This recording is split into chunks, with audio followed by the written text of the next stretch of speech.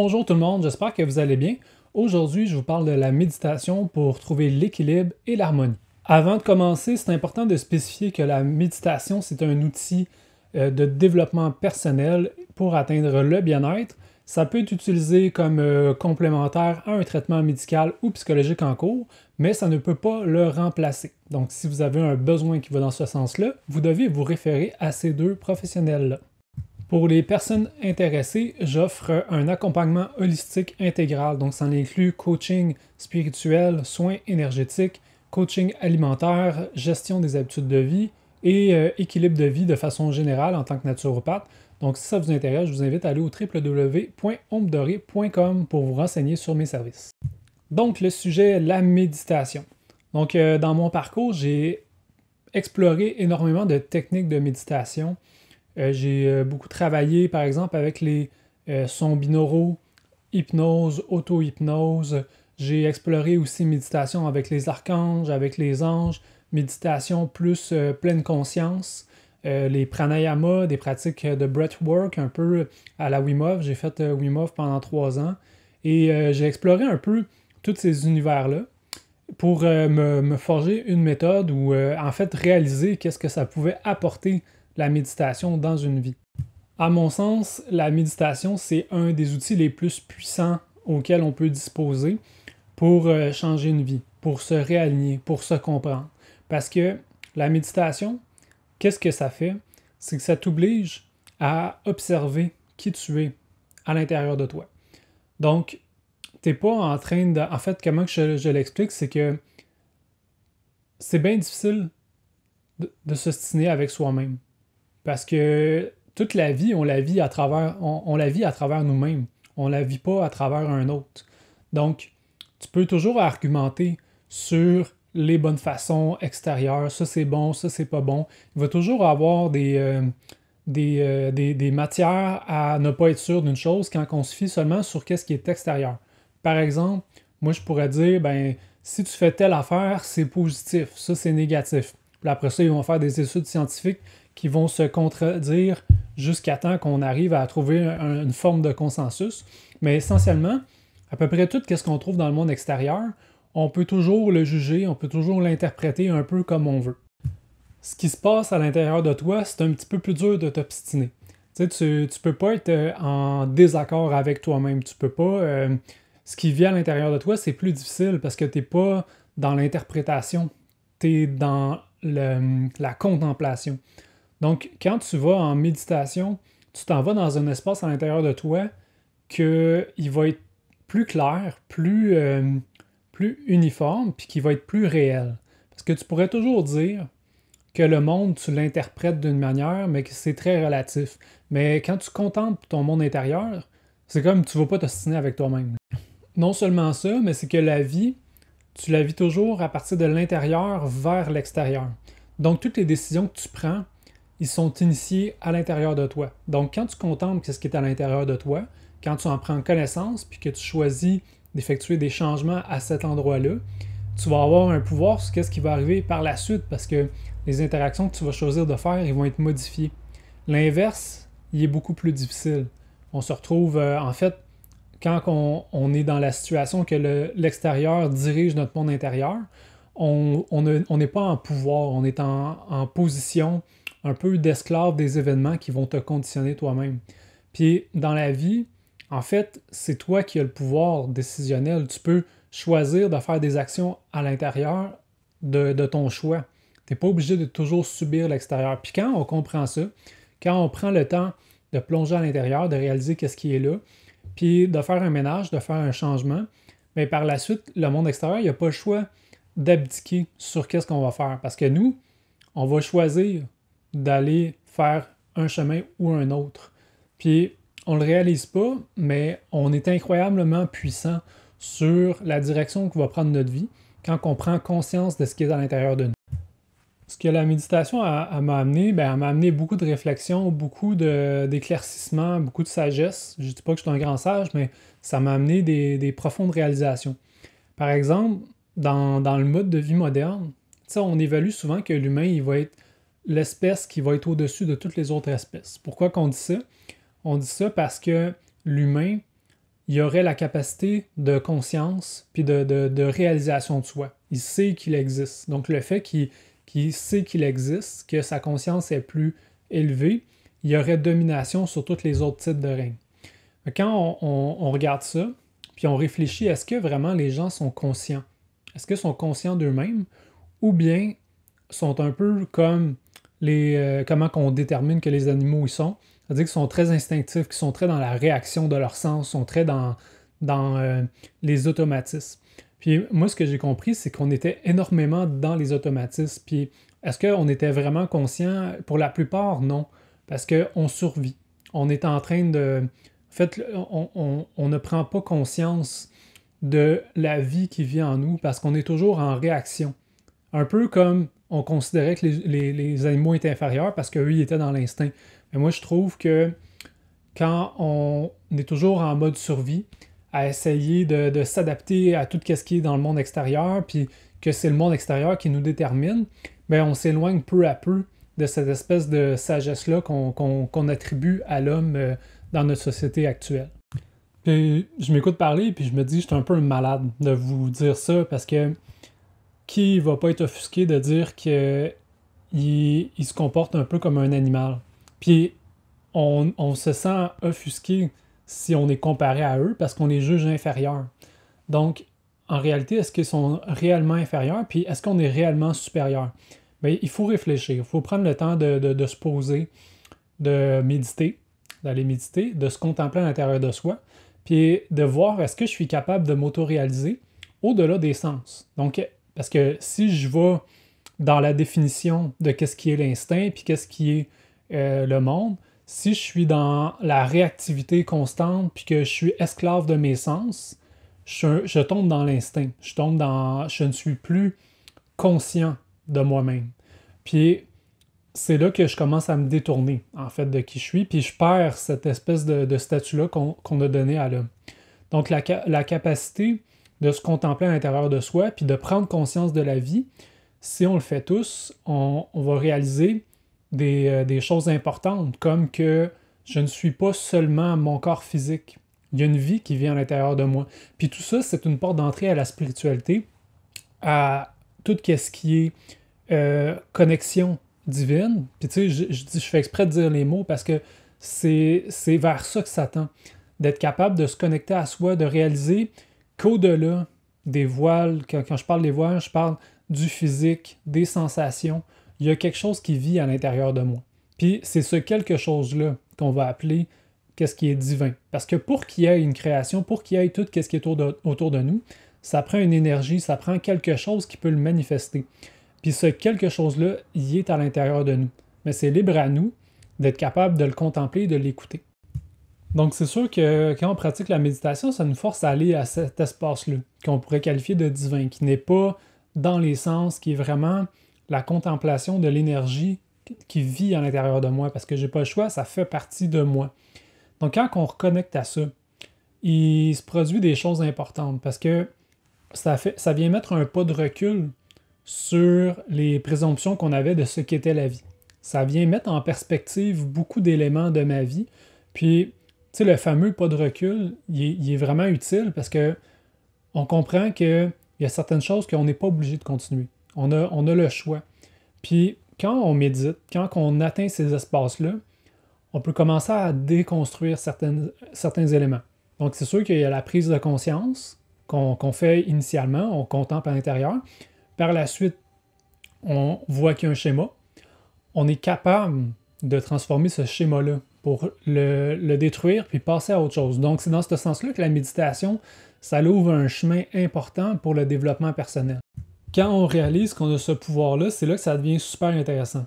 Parce que tout est relatif, hein? Dans notre vie, comment que vous naissez, puis comment vous vous développez, vous vivez des expériences, puis toutes ces expériences-là, ils viennent dans votre cerveau plus cognitif, dans votre rationnel, ça vient rentrer dans votre système nerveux, puis ça vient émettre certains conditionnements.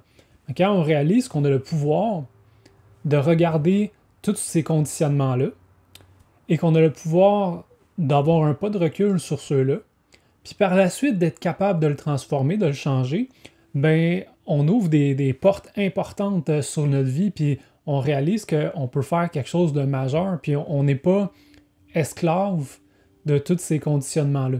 Puis c'est là qu'on vient réaliser qu'en tant qu'humain, on a une chance incroyable de justement d'être vraiment conscient de tout ça, puis de reconnecter à la nature qui est à l'intérieur de nous.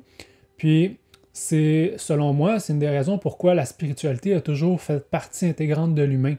Parce que la spiritualité lui permettait de comprendre qu'il n'était pas seulement son conditionnement, qu'il n'est pas seulement sa nature égotique ou son animal, mais qu'il y a la capacité d'autoréalisation au-delà de ses conditionnements et de ses sens.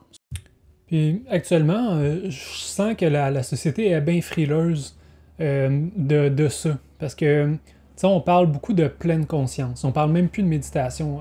Quand j'étais enseignant, on avait des formations en pleine conscience. Là, je me disais, ben, on fait de la méditation. Mais pourquoi? Ben, c'est que la méditation s'associe à une pratique spirituelle ou une pratique religieuse. Puis, je trouve pas que c'est mal de réaliser qu'il y a quelque chose qui existe au-delà de nos sens. Puis ça fait bien plus de sens. Quand on connecte à l'intérieur de soi, qu'on se contemple, on réalise que l'humain, c'est une forme parmi tant d'autres. Que l'humain, c'est une expérience, oui, elle est super intéressante, elle est stimulante, mais c'est pas la totalité de l'existence. C'est seulement une façon d'expérimenter la vie. Puis on le voit, la vie, c'est tellement complexe. Puis il y a une source initiale qui vient permettre la création de la vie. Quand je faisais mes cours en biologie, on parlait des théories de comment la vie a été créée, puis on parlait d'un assemblage spontané des protéines. Comme quoi que ça arrive juste comme ça, puis tu sais, c'est quasiment un sortilège magique finalement. C'est comme ça, l'assemblage spontané se fait, mais il n'y a aucune énergie. On ne parle pas de l'énergie qui permet cet assemblage-là, puis on ne parle pas que cet assemblage-là permet telle possibilité. On parle juste de, bon, c'est spontané, c'est comme ça, puis nous on est comme ça, puis on ne sait pas. Il faut vraiment faire un travail personnel de contemplation de ça, parce que oui, ok, la théorie de ça, mais cette énergie-là qui a permis la vie est à l'intérieur de toi.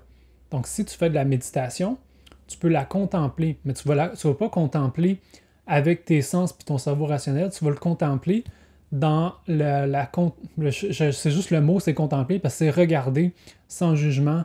Puis là, on tombe dans les enseignements des sages. Se regarder sans jugement. S'écouter sans les oreilles. Se voir sans les yeux. Puis quand vous êtes capable de le faire, c'est là que vous faites une réalisation profonde. Puis c'est là qu'il y a une ouverture qui se crée. Puis que vous faites une réalisation que dans la vie, autour de vous, tout est habité de cette énergie-là. Absolument tout. Donc la méditation, ça devient vraiment un outil de travail extrêmement puissant. Parce que quand vous faites cette réalisation-là, ça vient changer à peu près tout. Tout comment vous voyez la vie. Comment vous voyez vous-même aussi. Puis quand on accède à ça, c'est difficile de revenir à l'arrière. Parce qu'un coup que l'éclair de génie est fait, la prise de conscience est faite, tu peux, comme je disais, tu peux pas t'ostiner avec toi-même. Quand tu l'as contemplé une fois, quand même que l'autre il te dise 800 arguments, tu l'as contemplé puis tu sais de quoi tu parles. Fait que tout ça, ça devient très relatif. Puis on pourrait dire que la méditation, dans ce sens-là, c'est un outil qui est dangereux. Pas dangereux pour toi, mais dangereux pour d'autres. Tu sais, je ne veux pas m'embarquer là-dedans, mais oui, c'est parce que c'est difficile de revenir à l'arrière une fois que tu as eu ta prise de conscience. Comment la méditation peut être un outil pour atteindre l'équilibre et l'harmonie? Ben, c'est que dans cet espace-là de création, parce que c'est vraiment ça, quand tu es dans la contemplation intérieure, que tu as la possibilité d'aller changer différents patterns, différents conditionnements, ben, quand tu vas jumeler les deux, la compréhension des choses qui sont positives pour toi, qui peuvent t'aider à aller vers un chemin, et des choses qui t'empêchent d'aller vers un chemin, qu'est-ce qui est provoqué en fait par le pas de recul, mais ça te permet de réaligner ta vie d'une manière qui va être plus saine. Fait que tu seras plus dans des schémas d'enchaînement. Tu vas ouvrir la porte, tu vas défaire des chaînes. Puis c'est la destruction de ces chaînes-là qui va t'amener à avoir une vie qui va être plus harmonieuse, puis qui ne va pas seulement harmonieuse, mais harmonieuse avec toi. Donc ça va te correspondre. Puis tu vas avoir un meilleur alignement avec ça. Puis la méditation, ça te permet beaucoup de ventiler. Tu sais, quand on est toujours dans dans les yeux d'enfant, on est tout le temps en train de courir en malade. On n'arrive pas à récupérer, on n'arrive pas à faire des choix éclairés parce qu'on est toujours, un peu comme l'animal que je parlais au début, on est toujours en survie, en réaction, dans l'espèce d'état instinctif de j'essaie de me démerder. Donc, la méditation, quand elle est pratiquée quotidiennement, quand on arrive à sortir de ces identifications-là à tous nos patterns, puis qu'on est capable d'avoir un important pas de recul puis de perspective, ben ça nous permet de nous réactualiser puis de réajuster en continu notre vie. Pour moi, la méditation doit faire partie intégrante de ton quotidien. Tout le monde devrait méditer quotidiennement, à tous les jours, au moins 20 minutes. Parce que sinon, c'est trop facile de se reperdre dans les sens, de se reperdre dans les distractions, de perdre de vue cette connexion-là, de savoir que au-delà de l'humain, il y a quelque chose, il y a une vie qui est à l'intérieur de moi, puis j'ai le droit de l'honorer. Puis par la suite, de ne pas retomber dans des nouveaux conditionnements, des nouveaux enchaînements, des nouveaux dogmes. Parce que c'est ça la vie, tu sais, quand on se perd de vue, quand on perd de vue cette connexion-là, ben on finit par se faire emmêler dans tous les enchaînements possibles. On finit par redevenir notre animal. Quand je fais de l'accompagnement, quand je guide les gens à cette redécouverte-là, ce que je dis à tout le monde, je dis, tu sais, moi, je te le dis, je te l'explique parce que ce que j'ai expérimenté. Mais il n'y a rien que je peux faire pour la personne tant qu'elle même n'a pas ouvert la porte à ça. Si elle n'a pas fait l'effort de se contempler, d'aller à l'intérieur et de faire cette prise de conscience-là, ben on va toujours rester dans les distractions extérieures. Fait que c'est un chemin que tout le monde peut faire. Tout le monde peut aller s'auto-contempler puis s'auto-réaliser. De réaliser que oui, c'est un humain, c'est Samuel qui fait telle affaire, mais au-delà de ça, il y a une vie qui vit à l'intérieur. Puis ça, c'est à chacun de se responsabiliser et de faire ce chemin-là pour arriver à réécouter ça. Puis quand tout le monde fait ce chemin-là, j'ai pas besoin de faire un argumentaire à tout casser avec des statistiques, des théories, puis d'aller dire, ben oui, c'est la physique quantique qui te dit que tu es ça. Donc, tu le réalises par toi-même, t'as pas besoin. T'as pas besoin. Donc, moi, j'encourage beaucoup les gens à faire cette découverte-là. Puis, tu sais, se découvrir soi-même, c'est pas... Je peux pas croire que ça peut être quelque chose qui est négatif. De se faire dire qui qu'on est, ça, je trouve que c'est dangereux. Parce que tu vas être exposé justement à retourner dans ton état de réaction, puis inconscient de toi-même. Donc, si tu es inconscient de toi-même, que tu ne peux pas faire cette réalisation-là, tu appartiens à quelqu'un d'autre. Parce que tu es en train de faire ce que lui te dit que tu es. Puis ça, je trouve que c'est vraiment dangereux puis que c'est pas positif. Parce que là, on finit par être enchaîné par tous les gens autour de nous. Puis progressivement, on finit par être dépossédé de notre pouvoir. Puis on finit par être dépossédé de notre vie aussi. Parce que si tu vis une vie pour les autres, que tu ne vis pas la vie qui te correspond, ben tu es en train de passer à côté de cette chance-là unique. Puis chacun de nous a le potentiel de se réaliser à l'intérieur de lui-même. Puis ça, il ne faut pas le perdre. Il faut le cultiver. Il faut prendre le temps de le découvrir. Puis toutes les personnes qui le font, ils vont dire la même chose que moi. Dire, la journée où j'ai commencé à faire ça, ma vie a commencé à changer. Dans mon parcours personnel, c'est la méditation qui m'a amené à découvrir la spiritualité, à découvrir qu'il existe vraiment une énergie, puis que cette énergie-là habite moi, mais habite chacun de nous. Tout ce qui est vivant est habité par cette énergie-là. Ça m'a amené à découvrir des univers que je croyais pas possibles, des univers subtils, l'énergétique, connexion avec mon âme, aller toucher à des choses que initialement, j'aurais jamais cru possible juste avec mon cerveau rationnel. Donc, tout ça, c'est un parcours individuel. J'invite chaque personne à faire ce parcours-là puis à réaliser par elle-même. Laissez pas les personnes décider qu'est-ce qui est vrai puis qu'est-ce qui n'est pas vrai pour vous.